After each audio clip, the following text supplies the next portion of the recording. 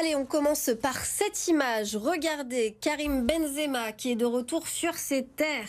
Le joueur de foot était de passage donc cet après-midi dans sa ville natale, Bron. Il est allé admirer la fresque peinte à son effigie sur un immeuble de la commune.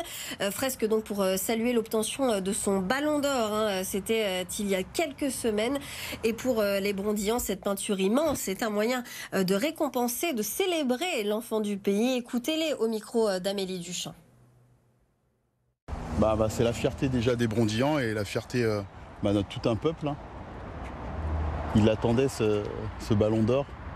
Et pour moi, maintenant, c'est devenu une légende. C'est le meilleur joueur du monde.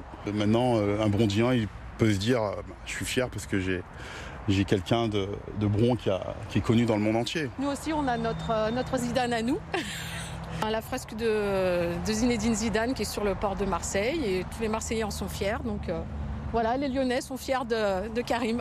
Par le passé, lui, il avait une idole qui était Ronaldo, et je pense que maintenant, il représente cette image pour les jeunes d'aujourd'hui. C'est mérité parce qu'il a travaillé dur. Après qu'il a été mis de côté à l'équipe de France, il a travaillé, et puis il a fait son taf et il a eu la récompense. Il est parti de zéro pour devenir un héros, quoi. C'est l'héros de Lyon, quoi. Merci Karim, Tu représentes la France et on t'entend ici, tu vois. Après la Coupe du Monde, là, tu ramènes la Coupe du Monde et on t'entend ici. Et Karim Benzema en déplacement aussi ce soir au Groupama Stadium pour présenter son fameux ballon d'or au public lyonnais. Donc ce sera à l'occasion de la rencontre de Ligue 1 OL Nice. Événement également aujourd'hui à Lyon d'un tout autre ordre, la commémoration du 11 novembre 1918, jour de l'armistice de la Grande Guerre. Élus et officiels se sont notamment retrouvés au parc de la Tête d'Or sur l'île du Souvenir où se trouve le monument aux morts. Était présent le maire de Lyon, Grégory Doucet, le préfet du Rhône aussi, Pascal Mayos. Lyon qui a été marqué donc par la Première Guerre mondiale, bien que loin des combats, notre ville a contribué grandement à l'effort de guerre. Des milliers de chars sortaient de nos usines. 170 hôpitaux ont aussi été installés dans la région lyonnaise et ces milliers de soldats qui ont perdu la vie dans les tranchées. À Lyon, de nombreux endroits permettent de nous remémorer leurs sacrifices. Bruno Galland, directeur des archives départementales, nous y emmène avec Pauline Tugent. Pendant la Première Guerre mondiale, Lyon est une ville de l'arrière, loin du front et des tranchées. Mais la ville n'a pas oublié pour autant d'honorer ses poilus, comme ici, au milieu du parc de la Tête d'Or, au milieu du lac même. Lyon n'est pas une ville de front. Donc les témoignages que l'on a sur la Première Guerre mondiale, ce sont d'abord des monuments du souvenir. Et le principal d'entre eux, c'est celui-ci, au cœur du parc de la Tête d'Or, que Édouard Herriot a confié à Tony Garnier et à Jean et Auguste Larrivé, à la mémoire des 10 600 soldats lyonnais qui sont morts pendant la Première Guerre mondiale. Et tout autour du monument se déploient les noms des soldats lyonnais qui sont morts pendant la Première Guerre mondiale.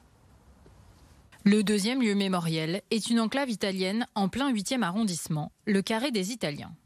Il n'y a pas que des Français qui se sont battus, il y a aussi des Italiens qui ont été soignés dans les hôpitaux lyonnais et dans le nouveau cimetière de la Guillotière. Ce monument rappelle les 144 Italiens qui sont morts à Lyon pendant cette guerre.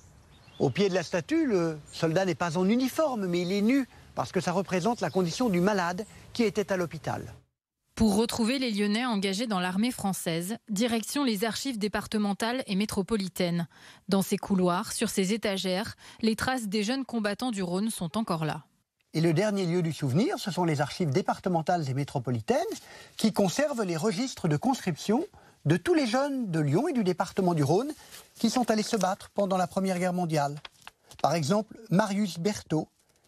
Il a été incorporé en septembre 1914 et il est mort au front en avril 1915, il avait 21 ans. Numérisés, ces documents sont consultables gratuitement sur le site internet des archives pour ne pas oublier. Dans l'actualité aussi, les élèves de l'école Fulchiron dans le 5e arrondissement de Lyon boivent de l'eau contaminée au plomb. Leurs familles l'ont appris ce début de semaine dans une note rédigée par la direction de l'école. C'est en fait l'eau qui coule des robinets des toilettes du Préau qui compte un taux de plomb trop élevé.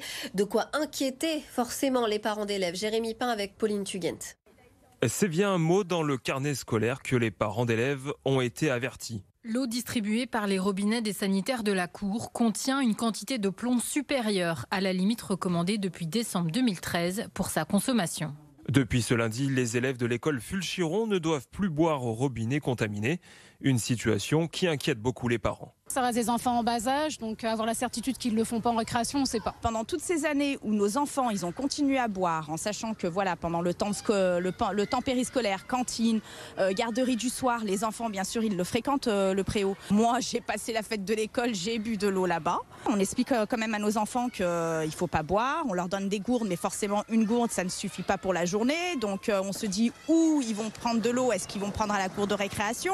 Et des parents qui attendent désormais une réponse rapide de la municipalité qui a réalisé des prélèvements d'eau récemment. Ces mesures sont conformes sur tous les points d'eau de l'école, sauf sur un seul qui est au-dessus de la norme actuelle. Ce point d'eau a été neutralisé dès le retour des analyses. Les travaux sont programmés pour un retour à la normale au plus vite. La municipalité rappelle qu'une telle consommation d'eau ne conduit qu'exceptionnellement à des cas de saturnisme. Une réunion est programmée dans les prochains jours pour répondre aux différentes questions. On reste dans nos établissements scolaires. Dès ce soir, l'école Veillet dans le 7e arrondissement de Lyon sera occupée par des parents d'élèves.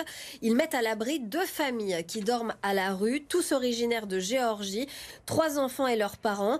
45 parents d'élèves vont ainsi se relayer la nuit pour occuper l'école. Un moyen évidemment d'alerter les pouvoirs publics sur cette situation qu'ils jugent insoutenable. On est très inquiets en fait pour notamment une des 2 familles puisque leur enfant de 7 ans a eu une grave maladie dont il s'est sorti mais il reste dans un état de santé vraiment très fragile, donc il est hospitalisé assez régulièrement. Encore la semaine dernière il a passé plusieurs jours à l'hôpital avec et donc clairement dormir dans une voiture, être dehors la journée, c'est vraiment incompatible avec son état de santé, donc nous on est particulièrement inquiets. On demande que les pouvoirs publics, les autorités leur fournissent un logement au plus vite, un logement décent. Et notez que selon les derniers chiffres de l'association Jamais sans toit, 189 enfants dorment actuellement dans la rue dans la métropole de Lyon. Allez, on part maintenant au Salon du Chocolat. C'est l'événement gourmand à ne pas rater à Lyon. Ça a commencé aujourd'hui. Ça dure tout le week-end au centre des congrès à la Cité internationale. On va retrouver sur place notre journaliste Jade Terlinck. Jade, alors, est-ce que tu te régales ? Oui Aline, regarde, on est entouré de plein de chocolat. Là, on sait vraiment plus trop où donner de la tête avec Arthur Blais, du coup, à la caméra. On se fait un petit peu plaisir ici. Et là, on s'est perdu au stand de Florent Thévenon, qui est donc chocolatier. Justement, il est juste là. On va pouvoir lui poser quelques questions. Alors, ce rendez-vous du Salon du Chocolat, c'est un rendez-vous que vous attendez ? Bonjour, oui, effectivement, on l'attendait depuis longtemps, puisque les 2 dernières éditions avaient été annulées à cause de la pandémie. Donc oui, effectivement, c'est la fête du chocolat pendant 3 jours dans la Cité de la Gastronomie, donc tout va bien. Qu'est-ce que vous présentez de spécial cette année ?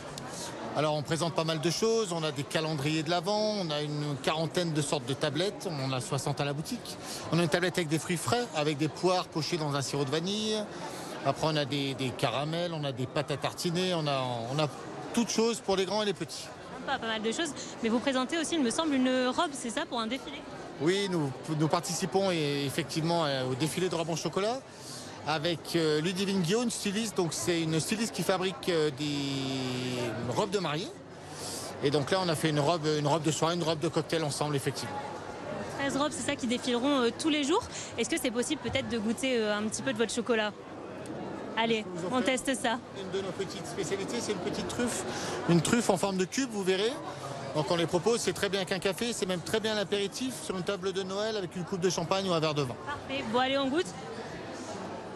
C'est très bon, plus qu'une 60aine de stands avant de vous dire lequel chocolat est le meilleur.